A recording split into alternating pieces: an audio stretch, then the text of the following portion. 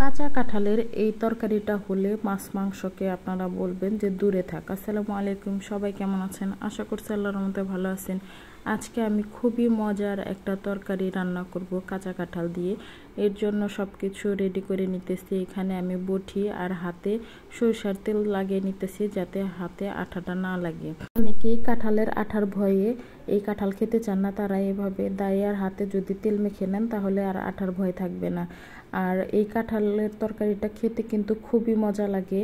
এখন আমি কাঁঠালের খোসাটা খুব সুন্দর করে ছিলিয়ে তারপরে ছোট ছোট টুকরো করে নিয়েছি।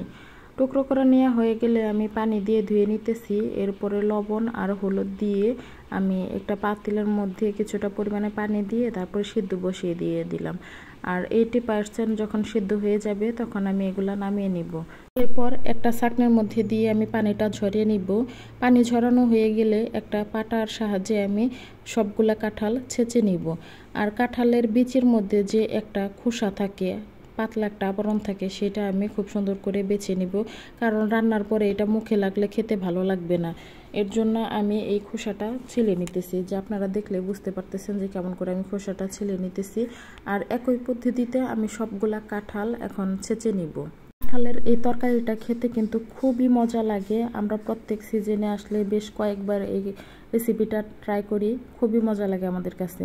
এখন একটা কড়াইয়ের মধ্যে আমি বেশ অনেকটা তেল দিয়েছি। তেলের উপর দিয়ে দিলাম 2টা শুকনো মরিচ আর গোটা গরম মশলা ফোড়ন দেওয়া হয়ে গেলে আমি এরপর দিয়ে দিলাম পেঁয়াজ কাঁচামরিচ কুচি দিয়ে খুব সুন্দর করে তেলের উপর ভেজে নিতেছি। কাঁচামরিচ পেঁয়াজ যখন ভাজা হয়ে গেছে তখন আমি এর মধ্যে দিয়ে দিলাম আদা রসুনের পেস্টটা দিয়েও আমি খুব সুন্দর করে কিছুক্ষণ ভেজে নিলাম। এরপর সব ধরনের আমি গুঁড়া মশলা দিয়ে দিতেছি। এখানে দিয়ে দিলাম হলুদের গুঁড়া, ধনিয়ার গুঁড়া, মরিচের গুঁড়া দিয়ে আমি খুব সুন্দর করে মশলাটা কষিয়ে নিব। মশলাটা যাতে পুড়ে না যায় এর জন্য আমি আগে কিছুটা পরিমাণে পানি দিয়ে দিছি।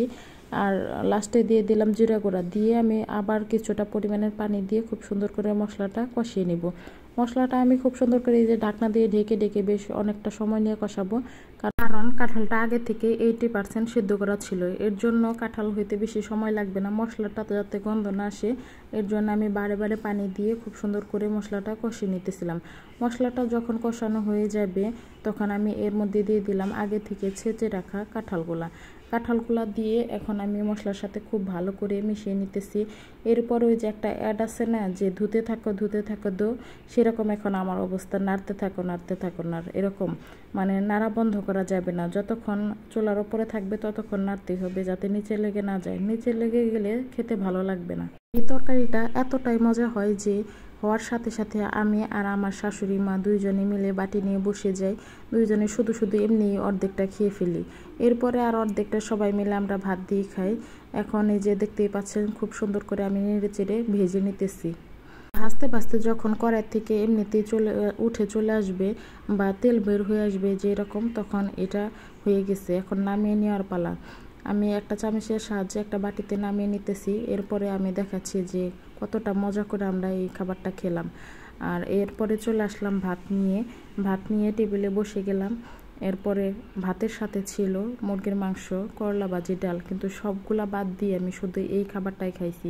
ভাতের সাথে যখন মুখে দিলাম তখন কি আর বলবো, এতটাই মজা হয়েছে এই খাবারটা যে আমি পুরাই অস্থির, যে আর কিছুই খাবো না, শুধু এই খাবারটা দিয়ে আমি খাবার শেষ করব। তো এখন আমি খাইতে থাকি আর আপনারা দেখতে থাকেন। টাটা।